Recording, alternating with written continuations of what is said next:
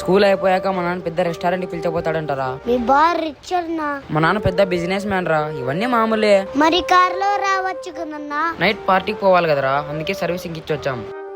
రే నాన్న, క్యారీ మర్చిపోయావురా.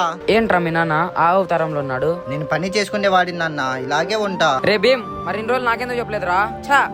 ఏంది నాన్న నా ఫ్రెండ్స్ ముందు ఇలా చేసావు? ఎందుకే నాన్న నీకు ఇన్ని రోజులు స్కూల్ దగ్గరికి రాదమన్నా?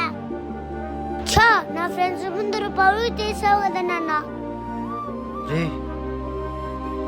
రే రే బండాప్రా, మీరు హౌస్ లోన్ కట్టలేదన్నా. 4 నెలల నుండి చెక్ బౌన్స్ అవుతోంది. లేదన్నా, ఈ నెల కంపల్సరీ మొత్తం కట్టేస్తా. మీరు కట్టలేరు కానీ ఫస్ట్ దిగండి అన్నా. డబ్బులు కట్టి మీ బండి తీసుకెళ్ళండి. సారీ నాన్న. పర్లేదు నాన్న, ఉన్నోళ్ళకి ఎన్నో డబ్బులు ఉంటాయిరా, అలాగే దాంతో పాటు అప్పులు కూడా చాలా ఉంటాయి. అవి వాళ్ళతోనే పోవురా, వాళ్ళ పిల్లల వరకు వస్తాయి. నేను కూడా ఎన్నో అప్పులు చేసి నిన్ను బాగా పెంచొచ్చురా, కానీ ఫ్యూచర్లో నువ్వు కష్టపడ్డాం నాకు నచ్చదురా. ఈ వీడియో నచ్చింటే లైక్ చేసి లవ్ యూ నాన్న అని కామెంట్ చేయండి.